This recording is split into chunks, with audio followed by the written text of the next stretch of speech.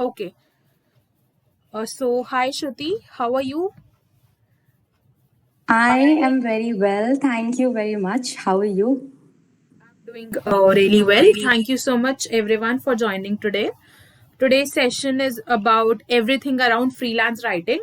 Although I have done various sessions around freelance writing before, but obviously every experience is a different one. And today we are going to discuss about Shruti's experience about freelancing, and she is going to share with us some amazing tips and tricks and maybe busting some myths around freelancing that we all had. So, thank you, Shruti, for joining today. And I would like to request you to introduce yourself to the audience. Sure, Harshita. Thank you for having me here, first of all. And to everybody who is on the call, I am Shruti and I'm a freelance content writer, but I have done my majors in economics and I graduated last year. So you can say it's not the exact conventional path that I took. But yes, I have been writing since a very young age professionally. I started when I was 18 and I'm 22 now. So it's been 4 years. But taking it as a full time career, it has been a few months. And I'm excited for this session. And I hope that all of you get an enriching experience from the things I share today. Sure. Yeah, thank you so much for the introduction. Going towards the questions, this will be the flow of the session that I will be asking some questions to you. And according to your knowledge, experience, and whatever things you want to share, you can frame the answer and let us know. After that, we can take the audience questions and go forward with interacting them as well. Sounds good? Okay. Yeah, that makes sense. Okay, great. So my first question is, as you have been in the freelancing for past few months, so what is actually the procedure of getting started with freelancing? If a beginner want to start with, in both the ways, you can tell either as a side hustle or as a full time career. Okay. So I actually began last year and it was a side hustle and now it's a full-time career. So that's a good question to begin with.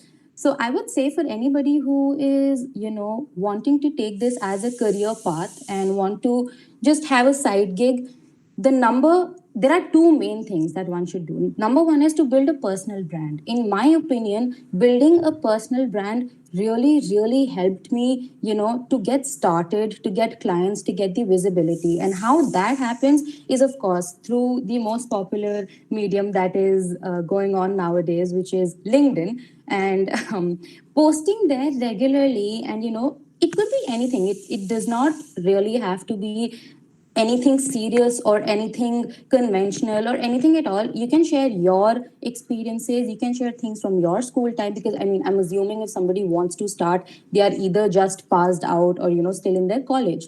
So you can share your experiences from your school, from your college, and just wrap a tale around your profile that makes people and clients know who you are and that you exist. That's number one. Also, since we are majorly writers here, I'm supposing, I don't know, of course we are freelancers, all of us, but majorly if there are people from the writing industry, when you begin on the verge of storytelling and building your profile on LinkedIn, the clients get to know how you actually write. So that's their first sample there. So of course they'll ask you for samples, but the first sample right there and then is your profile. So that really helps them to text you, because fortunately, I have been lucky enough to not having to approach clients as of now, because I posted so much on LinkedIn as the pandemic began. I posted almost every single day. And clients used to message me that, of course, I could convert some of them, I couldn't convert some of them,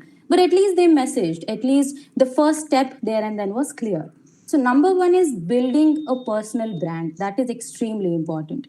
Number two is just get yourself listed on Upwork. I vouch for Upwork to everybody and anybody who has an experience in writing, who does not have an experience in writing. Just get yourself registered on Upwork. It is a slow start, but it is at least a start. You will at least get that exposure and get that, that kick to begin with this as a side thing or as a full time thing, of course, it is going to be extremely slow. I have been on Upwork for about 6 months now. The journey is still very, very, very slow, but it has given me that fuel to run and to keep running. So that's two things on how to actually begin your freelancing career. And number three, a bonus thing is please have your samples ready. Anybody who is wanting to actually get clients, the number one question clients ask you is, do you have any samples? And most of the times people don't, because they're just starting, right? What samples will they share? They haven't written for anybody, they don't have anything in hand. So just write, just make samples. I created a lot of samples for myself. I wrote articles, I wrote blogs, I wrote my thoughts, and those were my samples. Now, of course, I have samples that I have sent to my clients. So with their due permission, I of course, I share them. But when I began, I did not have client samples. So just Hello, write. actually, I'm sorry to interrupt. Like, what should we do actually go to Upwork? Because they just don't write. They want a couple of other skills also. You aren't absolutely To audible. Can you Upwork. can you repeat, or can you write down your question instead?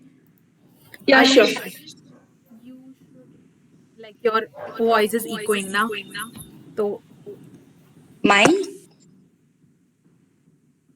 it's okay. I guess she would write down the question. Okay. Okay. Yeah, just I mean everybody please just write down your questions so I can go through them simultaneously instead of just yeah. Okay. So yeah, so have your samples ready because that's very important. If you don't have client samples, just prepare some samples. Have about 5 to 10 samples in your niche, out of your niche. So I don't believe in restricting myself to a particular niche. So I write about anything and everything that I can. I'm not very good at technology. Harshita knows that. So I avoid technical blogs and technical articles, copywriting, etc.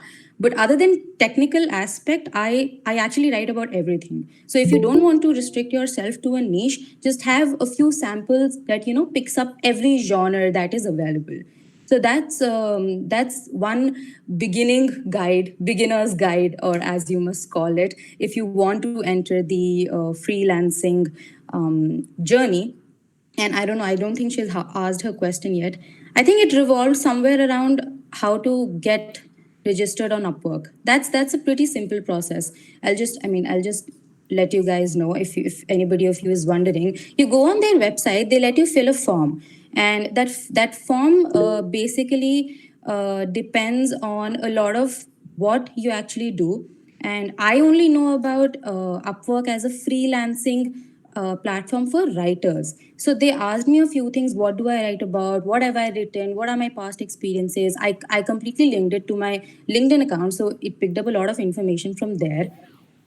Shruti, actually, her question is, I'm not hired at Upwork.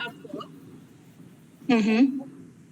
Each time they say skills are not enough. Can you please let me know what other skills they want apart from writing? See, so this is something new to me, because when I registered on Upwork, my only skill was writing. I mean, my skill is just writing and researching, because writing and researching goes hand in hand. So if they're saying that your skills are not enough, I think you need to revisit the website and probably take the so there are a lot of different genres in writing as well. I believe they ask a lot of things that you specialize in, business writing, copywriting, essay writing, novel writing. So I think you need to revisit that, because Upwork majorly depends on demand and supply. So I have a lot of people who have had their what do you call it, their applications rejected 6 times. And I've had a lot of people who got their applications accepted within minutes. So it majorly depends on the demand and supply that goes on to Upwork and what they're actually looking for. So for example, if you're registering on Upwork and you only say that I only do essay writing, or I only do article writing, there are plenty writers out there who do that. So they might not consider your application as much as they would consider somebody who does a lot of other things than essay and than copywriting. Now I know not everybody can do every sort of writing, but there's always scope for improvement and you can always learn. So to get to that platform, if you feel that they aren't, accepting your application, this can be a reason that you're not getting accepted, because they already have those people on board. And if they have those people, they don't need you, because Upwork is very blunt, and Upwork is only for the clients. I mean, they grill freelancers, and they grill them to a core I cannot express. So I think you need to revisit your genres that you want to pursue. And I think probably just try. I'll just say, just try 3 times, 4 times. Just don't give up, and just try. That's it. Right, and maybe she can try upskilling herself. Absolutely. Upskilling is a part of your journey forever. No matter where you go, no matter where you reach, upskilling your entire persona as a professional and as a person as well is very important. So that's very important. Also, Parul is asking me, can you briefly tell again the basic guide? Just 3 steps. Make your personal brand, register yourself on a freelancing platform, and have your samples ready. That's all.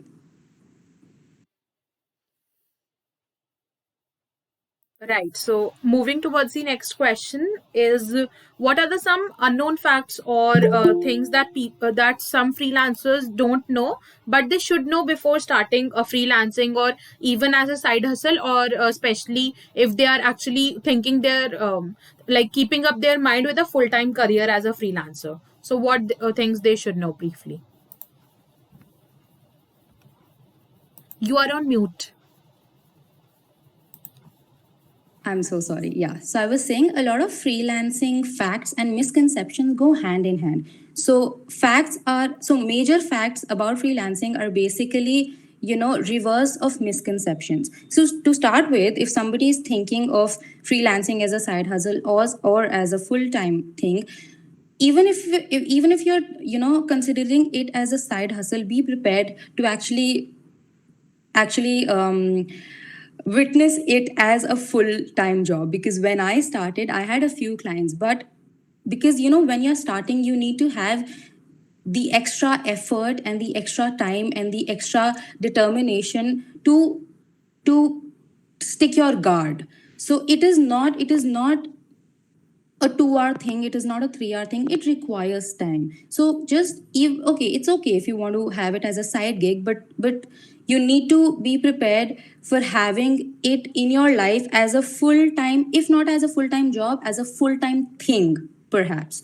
Second thing is that, not a lot of us, so I did not know that you can actually earn more than a corporate job with freelancing, only if, given that you are consistent, you are determined, and you have that fire in you, that I really want to do this. You can make a lot more money than a 9 to 5, which a lot of people don't know, and which is why, freelancing is not considered as a job, perhaps. So that's one thing that you should know. I mean, of course, money shouldn't be your only driver, but let's get real. Money is important. I mean, who is going to pay my bills? So that is important, right? Also, another thing would be that, as I mentioned in the first question, a personal brand largely affects your freelancing career. If you do not have a personal brand, I don't know how much it will affect you negatively, because I always started with that. But I can vouch for one thing, that if you have a personal brand, it will make things a bit simpler and a bit easier. That's one thing.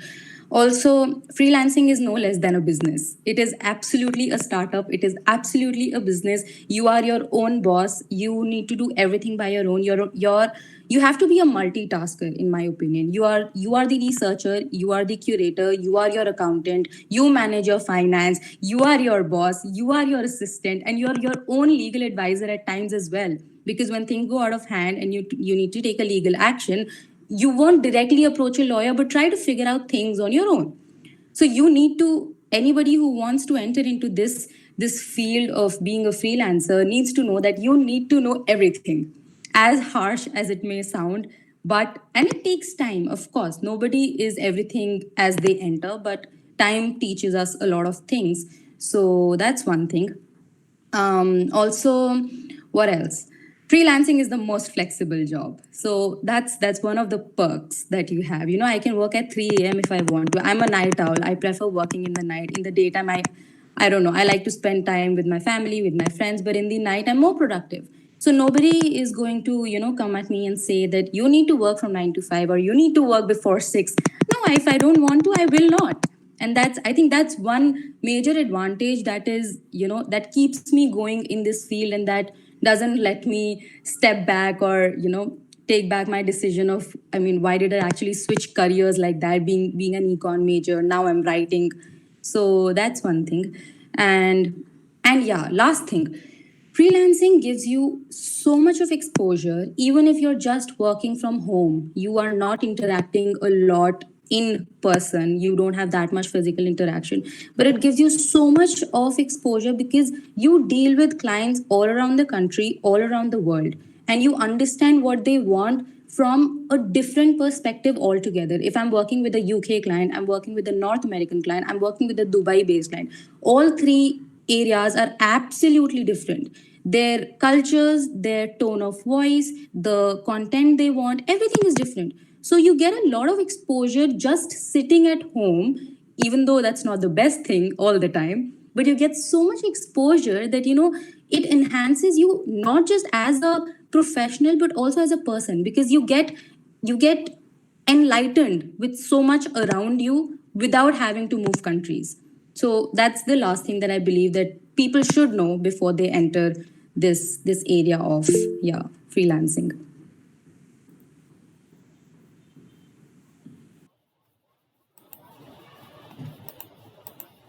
Right. And even I would like to add the There's a point that, question. Yeah. yeah, adding that point that taking care of health would also be like the majority in the freelancing, because you are always like working from home. So you are not doing that much of physical exercise and running and everything from like in a corporate job or anything of same sort. So that is also important, and many like majority of freelancers don't take care of their health more. That is what is like I can say from personal experience, but yeah, that is even more important, and Of giving course. that I mean, specific time as well. yes, of course. Not just physical, but mental health also. Because I'm sitting in front of my computer for what, 3, 4, 10 hours. So it does affect your mental health. So I mean that's a thing that exists in almost every field of job. So, but yes, being a freelancer, sitting at home, no social interaction as much as compared to office colleagues and all of that. Yes, it's very important to take care of your physical and mental health simultaneously.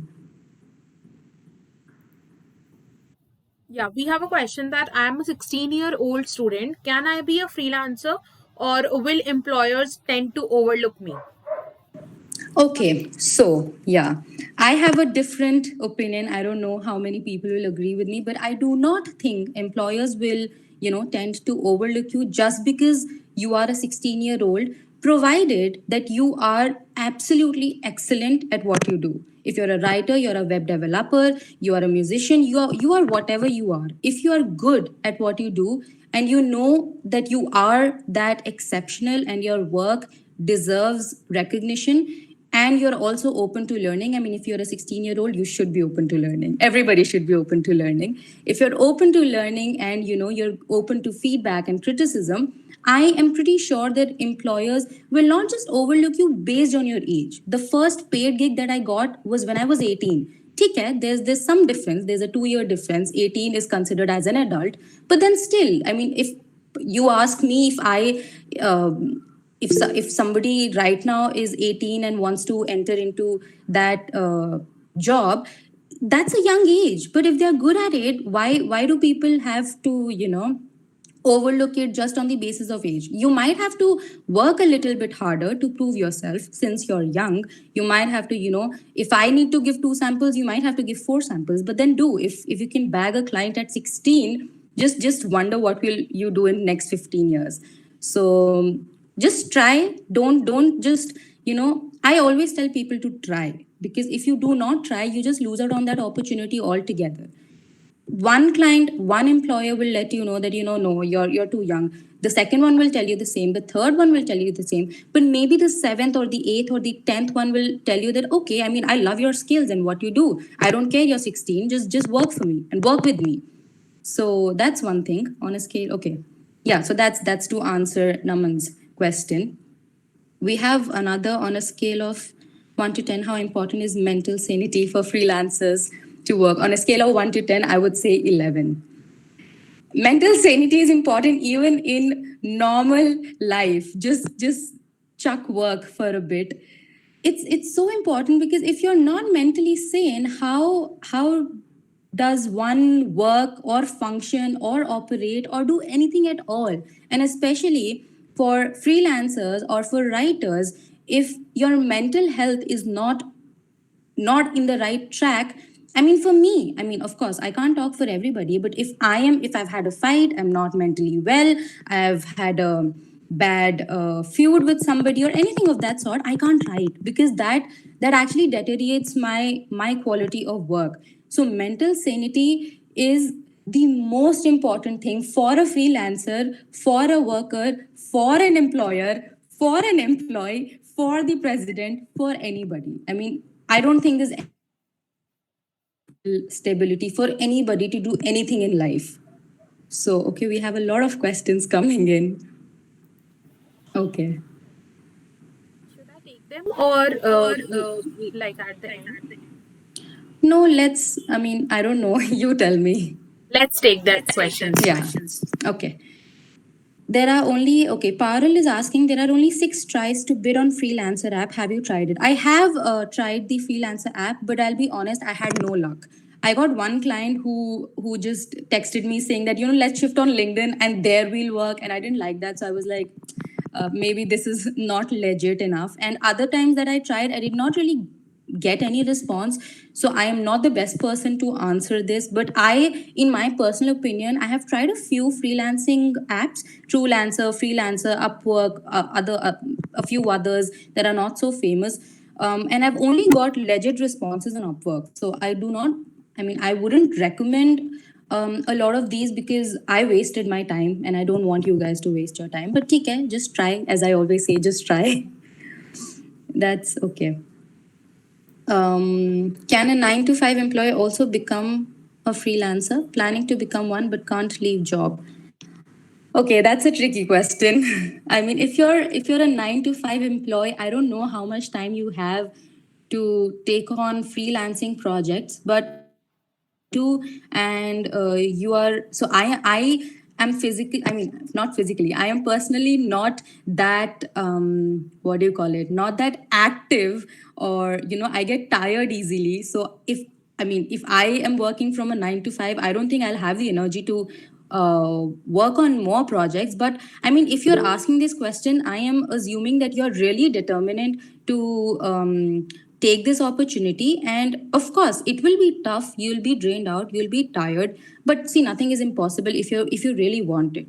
So if you're a 9 to 5 employee and you want to become a freelancer, and you are probably just wanting to, get into it as you have the job, and once you get the momentum, you can probably leave your job, take this as a full-time thing, or not take it as a full-time thing and continue it with your job. It will require extra efforts and a lot of energy. You might have to skip on sleep, skip on weekends, skip on meeting your friends, family, and I mean those things, because see, everything requires time and efforts. But you can become one. I will not bluntly say you cannot become a freelancer while having a job, but you will have to probably work twice as harder because you'll have 2 things to manage. So that's what. Okay, next is the old 9 to 5 job versus freelancing. What are freelancers missing that full-time people are enjoying? Very, very interesting question. Number one, employment perks. There are a lot of things that, corporate jobs offer. Let that be a PF, let those be bonuses, let those be corporate events, let those be anything. I mean, there are so many things And that especially a security, maybe the security of job. 100%. The security bit is probably something that freelancers do not have at all because, it's irregular. So that's one thing that people, Security of job. Exactly. And the notice period. I mean, they can't fire you. So that's one thing that we are missing out on. And number two is the social interaction that I always mention, because I mean, since now is the pandemic, we haven't been meeting a lot of people. But if the pandemic wasn't going around and I was a freelancer, I would probably be missing out on a lot of physical interaction, because even meeting people makes things very different and makes you learn a lot. And at times what happens is, if you're at home for about a week, 2 weeks, a month, 6 months, you're not interacting so much with people, you forget to interact. Believe you me, I've had a friend like that.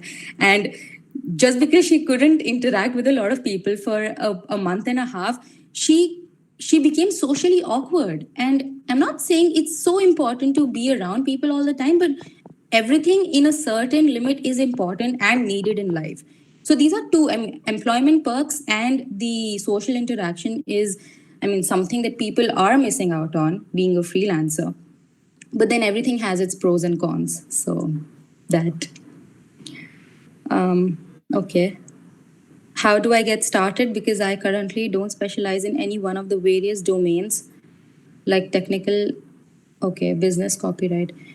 Um, do you think? I mean, isn't this going to be going to be an elongated version? Is it okay? I mean, I don't want to miss out on other aspects. You can maybe briefly explain him and then connect later on LinkedIn. Okay, take care. Yeah, so anybody that I cannot answer right now, please, you can text me on my LinkedIn and we can And continue there. even But you are yeah, in the group, right? yeah, that's one thing. Group also, right? So to get started, if you don't specialize in any one of the various domains mentioned, see, having a hang of one thing is always a good idea. In my writing, I have a hang on economics and business writing because that's my academic backing. So what I would suggest is, before jumping into working, specialize in something. It could be anything. It could be a small genre out of the big pool. It could be anything, but just try to brush your skills in that particular domain, and then take your other aspects to the meet or to the interaction with the employer, because at least then you can let the employer know that I do a lot of things. I am highly skilled in this one, but I do a lot of things. So that instills and builds the confidence of the employer in you. Okay, that's one thing. Parul, which app to try? Upwork, as I've been mentioning. That's a great thing to start with. Okay, we have so many questions. Yeah, I don't know. What do you Let's want me take to them do? only because they are like based on real life experiences. And Yeah, right. Okay. Take care. So Deblina is asking me, could you please tell us more about preparing samples? Like how to approach it as a newbie? How should we pick up a topic to prepare? How many to send, or how do we choose? Like should we send different pieces of content to different clients? Okay. So the easiest way to prepare samples is to write about something you really like. I mean, I when I prepared my samples, I loved writing about economics, finance, business, and all of that. So when you choose a topic that you really like, it could be anything. It could be the environment, it could be fashion, gaming, cryptocurrency, anything at all. When you write about something you really like, the quality itself increases the quality of your content. So that's one thing, how you can choose topics. Just make a list of topics that you would wish to read, or that you feel you have an opinion on or a thought, and you want to put it out there, and you want people to know about it, and you will also enjoy writing it. That's the easiest way to approach it as a newbie, as you've mentioned. And how do we pick up a topic? That's what I told you. How many to send? You can send as many samples as you want. I mean, I send 5, 10 together. I mean, I don't care if they don't want to read. I have the topics mentioned. Whatever they want to read, they can read. But I don't bombard them with 10. I do it the wrong way. Probably send like 4, 5, 6 samples. And you can either choose. You can either, send these samples to employees where they're actually looking for you to work. That's the best thing, of course, because if they want to work in the finance field, you send them finance samples, they'll be happy. But if you feel that you can work in a particular field, but you do not have the sample ready on the go, just send them a few samples that actually tell the employer that, or tell the client that, this is my writing style, this is my quality, and I can write on the topic that you're mentioning. I don't have a sample right now, but I can do it. So that's one thing that you can probably look at when you are sending out samples to the employers. Please, if I miss out on anything, please text me later. I'm just bombarded right now. 1 second. How can I get clients on LinkedIn without me have to, okay, apply for. So this I mentioned in the first question. To number one is, if you want the clients to approach you, just prepare and make and share and publish content on LinkedIn as much as you can. I would say do it every day. I mean, of course, not everybody of us This has is the really time. helpful, like personally Yeah, also. Like exactly. you are That's building a personal brand on LinkedIn, and that's useful in every domain. Trust me, like people are saying that your LinkedIn profile is yeah. so good, and even on the other side, people are approaching as you a writer, Exactly. freelancer. And it really builds your credit worthiness. If you have a strong LinkedIn profile, the clients already have your picture in their mind in a way that, this girl or this boy can actually do it. And then it makes the conversation flow easier, especially if clients approach you, you anyway have the upper hand. So what better than that? So one way is to create as much content as you can on LinkedIn and optimize your LinkedIn profile. Have a good headline, have a good bio, have your experiences listed, all of that, all of those, these are primary things to do. And another thing is, if you're not having clients approach you, approach them. Search for clients on LinkedIn, probably in your domain, out of your domain, however, and send them a customized message that, this is what I do, and I would really like if you have any opportunity. Of course, that's a lengthy process, but there's no harm in trying, as I keep repeating. So you can send them customized messages also, but just please post on LinkedIn. Please post on LinkedIn. I'll just say that, and you will see the difference. Once you start posting every day, you will see the difference. Okay. Jaya is asking, how soon can a fresher attract international clients? Mm, I don't exactly remember when I did it. It was probably within the first 4 or 5 months. I got a client from Dubai. And see, this really depends. Okay. Just because I got a client within the first 4 or 5 months who wasn't from India doesn't mean that everybody will do so. Some people can take 4 to 5 years, some people can take 4 to 5 days. This really depends on how much you have expanded your visibility and how much you've expanded your skills in what you do, because international clients are always, they are a tough thing to grab. I mean, not a thing, they're not things, they're tough people to grab. So I don't think I can really, put on a number to how soon or how late a fresher can attract international clients, because that will highly depend on how you work, what you do, what is your visibility. I got international clients because I had my visibility on LinkedIn. And if you do not have your visibility on LinkedIn, I mean, you can have your visibility on Instagram and, or I mean, all of those apps. Any visibility anywhere will help you. Anything that is worldwide will help you grab clients. But I really cannot put on a number to that, because that will be wrong. I don't want people to think that, 4 or 5 months I have worked, now I'll get an international client. And some people to think that I've been doing it for 3-4 years, but I didn't get it, because I don't think that would be the right thing to share or to, impose on people or let people know. Next, we have, what do you regret the most about freelancing? Oh my God, I don't think I regret anything for now, because I mean, do I regret anything about freelancing? I just think, I mean, I won't say it's a regret. I just sometimes feel that it's too much to handle when you have to be everything on your own, when you have to be, as I said, when you have to be your own accountant, your own finance manager, you have to keep on, running behind clients, taking an update, taking their feedback, asking them for the payment. You haven't paid me yet. I don't like budging clients a lot of times about payments and all of that, even though I've worked for it, so I deserve it. But I just feel I'm nagging too much. And being that whole, all rounder is something that is tough for me personally. I don't regret it, because I knew I had to do it when I joined. But other than that, I don't think I really regret anything about freelancing. I mean, we can say security. I mean, I regret that we don't have that security because work is very irregular. One day I have 10 clients and 10 projects, and the other I have nothing to do at all. So that could be a regret actually. I mean, I just want work all the time. Okay. Parul, please tell me more about samples and can I fill more than one niche? Parul, please text me on LinkedIn. We'll talk about, or on WhatsApp, we'll talk about this in detail there. Just text me either on LinkedIn. Don't just text me on LinkedIn, not on WhatsApp, or in the group. Group is also good because then other people can also know. So yeah, okay.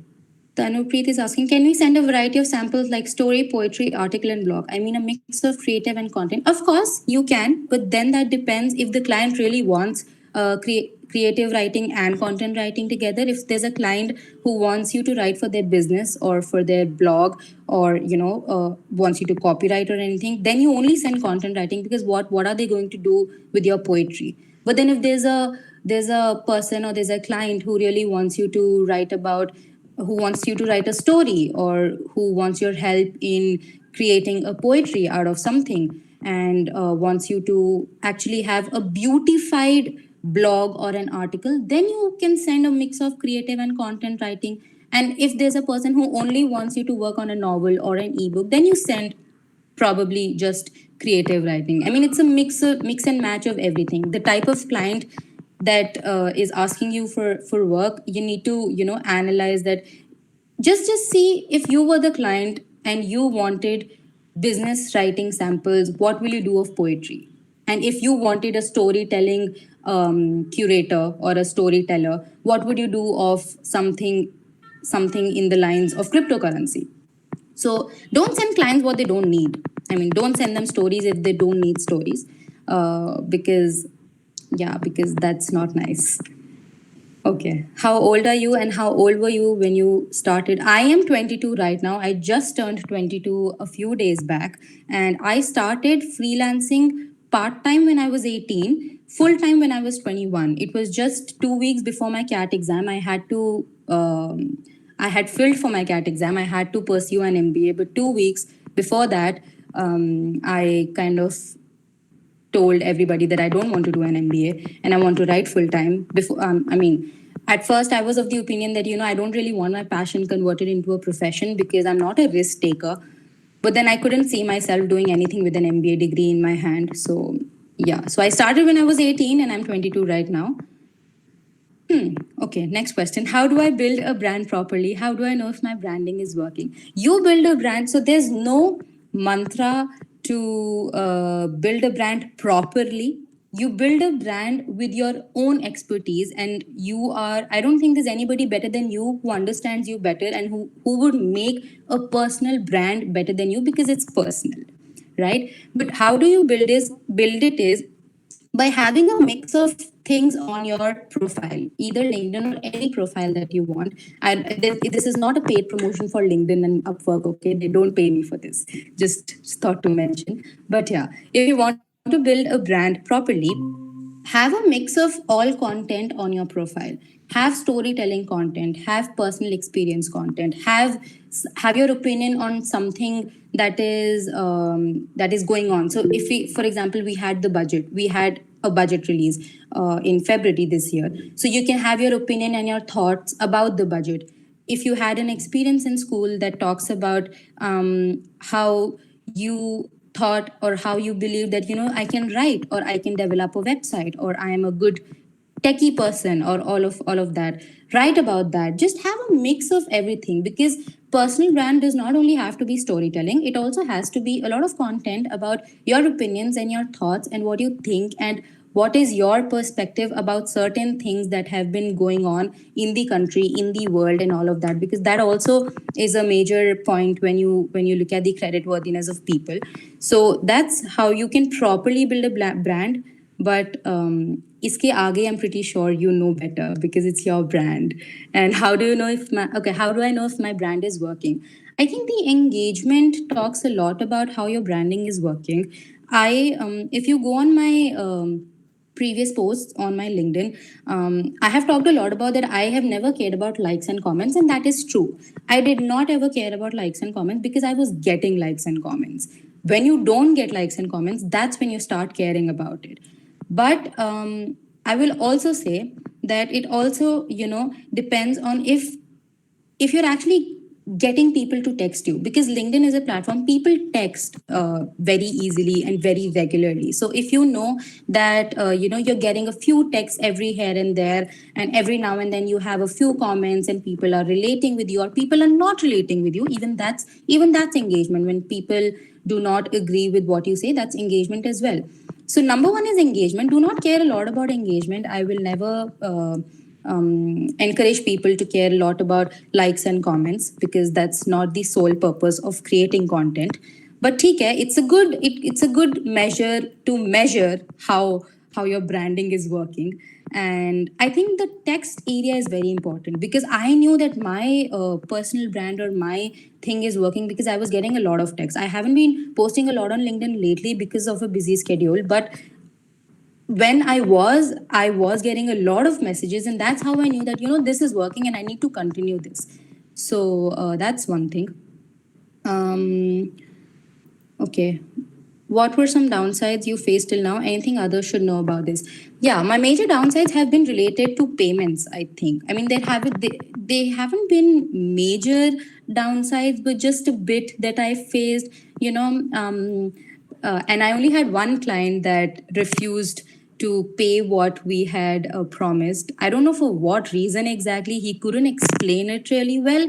And I let it go. I mean, I don't remember the numbers, but if we had a 10,000 rupees engagement, he said that this work is for a 5,000 gig, and that was a misunderstanding that he couldn't tell me clearly, and I couldn't. I don't know what was that, but that was one thing, that these payment issues, I'm fed up of those.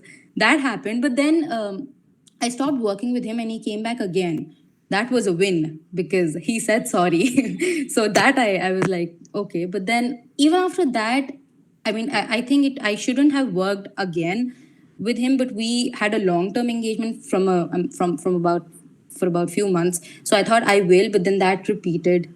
I mean, that entire scenario repeated, and I didn't have the energy to, go back and be behind his back all the time that you haven't paid me, and I couldn't do that. So I just let it go, and now I've stopped replying to his messages.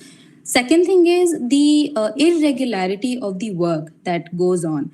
Some days I am bombarded with work, and some days I do not have any work at all. So, and that in the starting really discouraged me. That really made me think that, was skipping your CAT exam a good decision? Was, not taking your MBA as seriously as you should have a good decision? Because that was something, that was a setback, that I'm not getting work, maybe I'm not good enough, maybe this was only a passion and it should have been a passion. You cannot write professionally.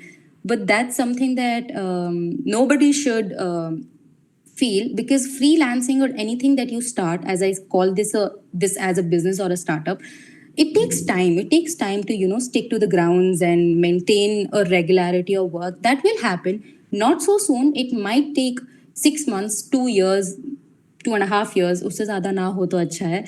But this takes time. So that's one thing that really put me off, and I would want to let everybody know that do not let this affect you, because it's an ongoing process. The more you work hard, the more work you'll get and the happier you'll be. But don't be stressed out with too much work. Okay.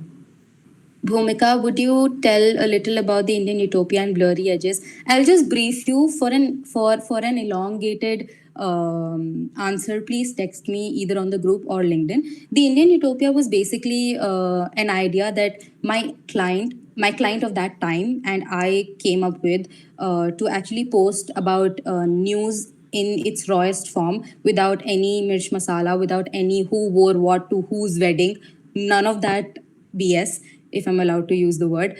That was the Indian Utopia. It had to be a platform, a news platform. But then there were some issues, personal issues from the other person's side that he couldn't figure out, and so we had to pause it. I don't know if it will ever resume, but let's see. And Blurry Edges is just my personal page. I write my poetries there, and it's nothing commercial related to it. I started it about, I don't know how many, in 2018, and it is not even big because I don't engage there. I post what I feel, I write what I feel, and that's just my poetry page. Any message for the beginner who is wanting to try their hand?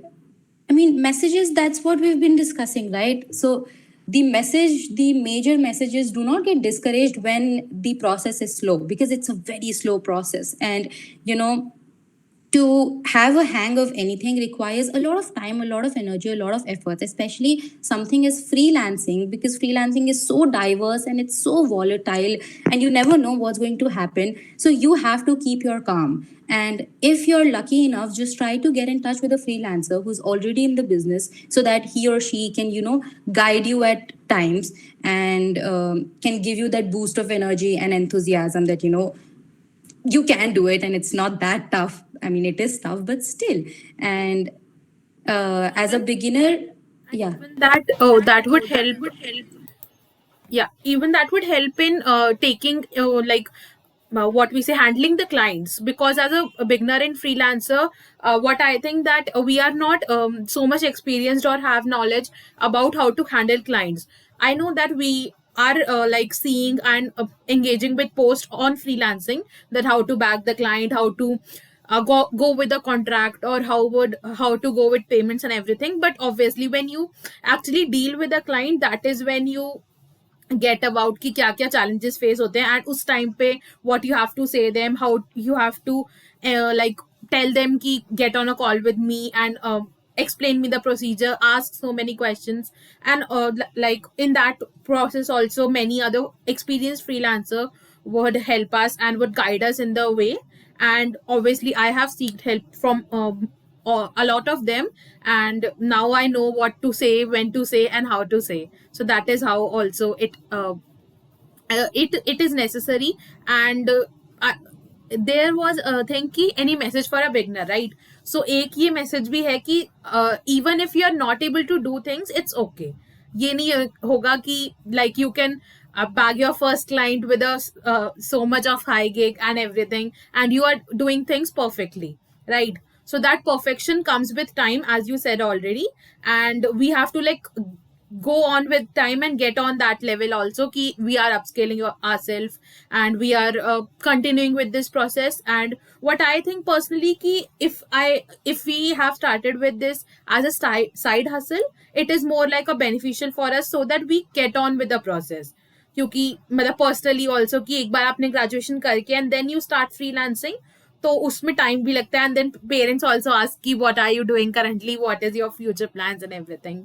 So that is what also I had to like ask you about it, ki how did you convince your parents about the same, and how a beginner should go with, like not a beginner but a person who have completed her graduation and want to pursue full time and everything for the same. So yeah, that was a question. Yeah.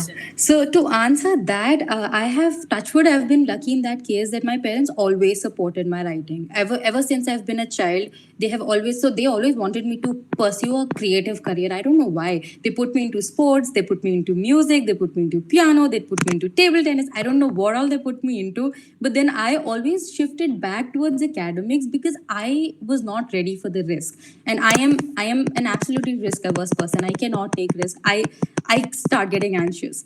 So they were always so supportive of my writing, and they still are. So it wasn't very tough for me to convince them because, in all honesty, they convinced me. Then take up writing, please do something about this. If you write all the time, just take it up as a as an opportunity that you shouldn't let go, because if you're good at it, why not utilize it? But yes, just like every other parent, even they want me to have a backup, because what if this doesn't work out in the future? So they also want me to have some academic backing after graduation. It could be from an open school, or it could be from something that is in the lines of communications or writing or all of that. But it wasn't really tough for me to convince them because they were already so much into it. But yes, not a lot of people go through that, and there are things that you as a child or as as a fresh graduate needs to make your parents understand is that if you have that belief in yourself that you can do it, all you need to do is get your parents faith. And it can involve some arguments, it can involve some, some disagreements, and that actually affects both the parties, but a lot of times the child more, because then they get into a notion of parents nahi samajhte and parents nahi chahte. But then parents चाहते अच्छा ही हैं. I am somebody who does not take risks, and for a child, parents are people who cannot take risks because they want them to be happy. So all you have to do is, as a freelancer or somebody who wants to take this as a full-time thing, is to just ask for some belief and some faith and some time from them, that I think I can do this, just give me one opportunity. If this doesn't work out in the next year, or I mean, if you've spent a year and a half, and you haven't bagged any client and any work, and there's nothing, you couldn't do anything, then maybe either you can try and upskilling yourself by some academics. I mean, there are a lot of things in writing, in web development, in things that freelancers can pitch in, or you can probably then think about something that might work for you better, because not a lot of times that we think that we can do this, we can't do it every time. Even I couldn't do a lot of things that I thought I could. So just ask for that faith and that time from your parents, and give your parents time, because you took so much years to understand what you want to do. How do you expect them to understand it in just 20 minutes or 15? You took 22 years, you took 18 years. How do they understand in 18 minutes? Give them time to understand and make them understand in the easiest way possible, and I think it should work out in most cases. Okay. Okay, last question.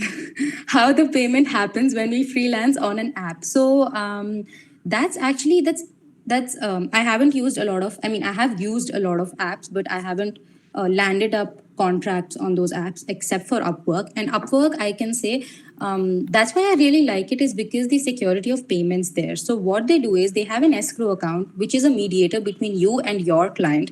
And when there's a contract that is made, you accept the contract. That's basically like digitally signing it. You accept the contract. The client sends that money into your escrow account. So that's with Upwork. You don't have it yet. Once you submit the payment, you tell Upwork that I've submitted my work for the payment. The client approves it, and you get the escrow money in your account. Now, if the client does not approve the work, or does not approve it but uses it, or says that they tell you to do 10 edits. I mean, two edits is okay, 3 edits is okay if the amount of the project is that high.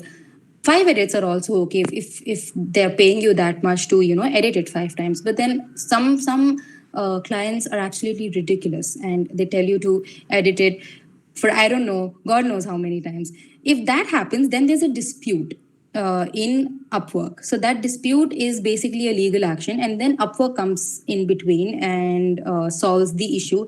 They look at both the parties, and they either come to a mutual consent between the two of you, or they send you the entire money. And if you haven't done the work at all, because not the client is always wrong at times, no, you can be wrong too. If you haven't done the work at all, then they don't send you the money. So it's very systematic, it's very organized, and it has the legal aspects involved as well. So that's why I really prefer having clients on Upwork, but they have a 20% commission that goes to Upwork. So that's something I don't like, but then we can't really help it because they're getting you work, so they deserve some revenue as well. Okay. Will you add another domain to your freelancing in future other than writing? I honestly don't think so. And I don't encourage people not to add domains. Please do whatever you can. But on a personal level, I don't think so. I don't want to. And I don't really know what can I add as of now. If I may be honest, maybe in the future, if I think that I have a hang of this particular thing and I can freelance in this as well, because I believe I have a hang of communications. But I honestly right now I don't really know the opportunities that I can have in communications as a freelancer. So as of now, I would say that I am not thinking to have another domain in my freelancing future. Okay, but if it doesn't happen on any app, then which payment method is the most feasible and popular? Right, that's a very good question. I wanted to cover this. So I mean, payment mode is according to you. It could be your bank, it could be your Paytm, it could be your anything. If it's very regular, I would say prefer bank, but always have an advance payment system. I always tell my clients to have a 50% advance deposited into my account before I start the work, and the rest, I mean the balance 50 is when I submit the work and they approve it. So if I've submitted the work, they want me to edit it, I will edit it, I will send it back. I mean, depends on how many edits we have agreed on, and once they approve it and they are happy with it, that's when I get the other 50, so that both the parties are happy.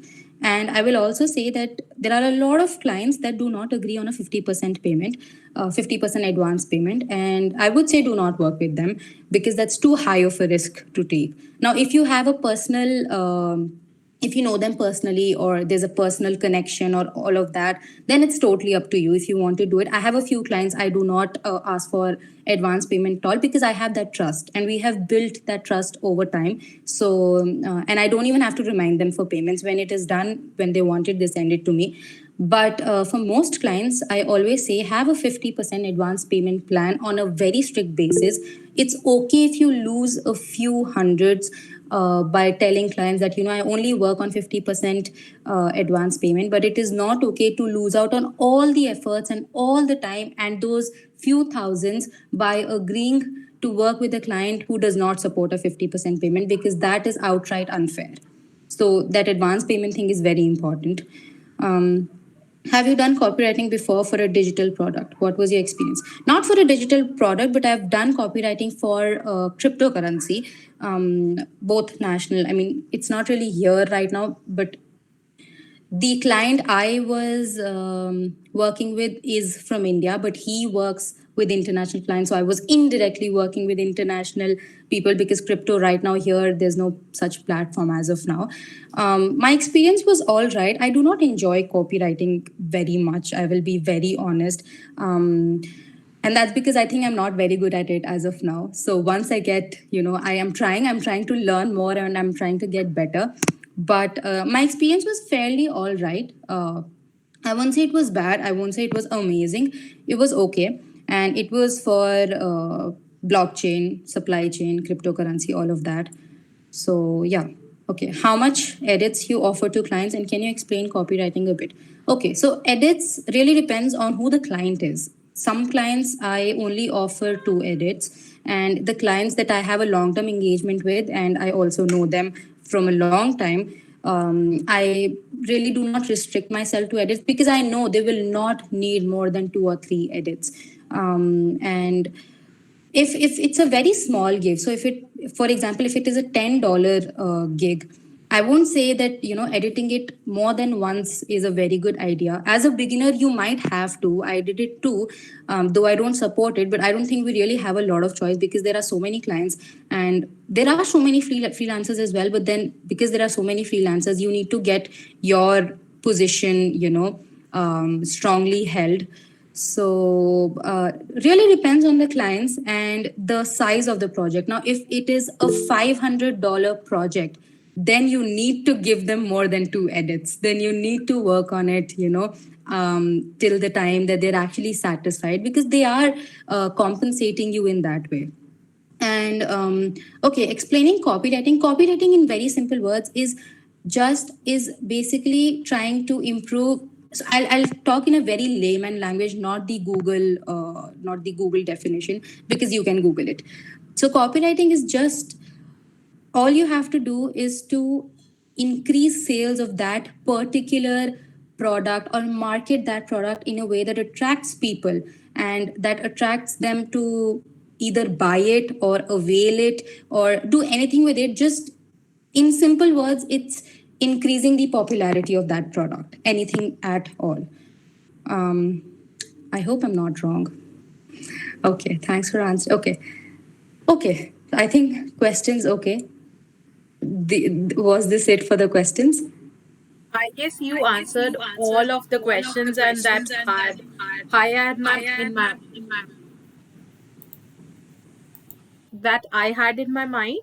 But obviously, thank you so much for answering all the questions.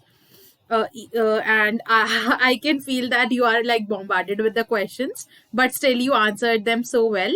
Thank you so much for that. And like over to you if you want to share something with us on the last note of ending the session.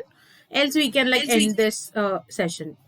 Yeah. Yeah, so okay, so thank you to everybody who's saying thanks to me. I loved answering all the questions. You might be thinking that I directed some questions to my LinkedIn, but that was just because, I just want to answer things and give you information that is beneficial to everybody. So please don't think that I was bombarded with them and I was so, not liking it, because I loved it. It was an amazing session. I did not expect it to be so interactive, but I'm so happy that it was, because then it makes me believe that people are actually interested and they want to know things. So I'm really happy about that, and I really hope that I could instill some knowledge and some things that people were looking at through my talk. And for any more questions, anybody has any doubts, anything they want to ask, anything, any guidance, anything that I can do for them, please head to my LinkedIn. Please text me there. I'll be very happy to assist you. And other questions, if there are any that you want to ask in the WhatsApp group, please feel free. And yeah, the last note will be keep writing, keep hustling, keep freelancing. That's about it, I guess. And thank you, Harshita, for being such an amazing host. I need to mention this. Thank you so much. Thank you so much, Shruti, for your all the answers and being so patiently answering the questions. And thank you for the like to the audience for being an interactive one and asking all the questions, all their doubts to her. And yeah, thank you so much and have a good night. Bye bye. Bye. Good night, everybody. Bye.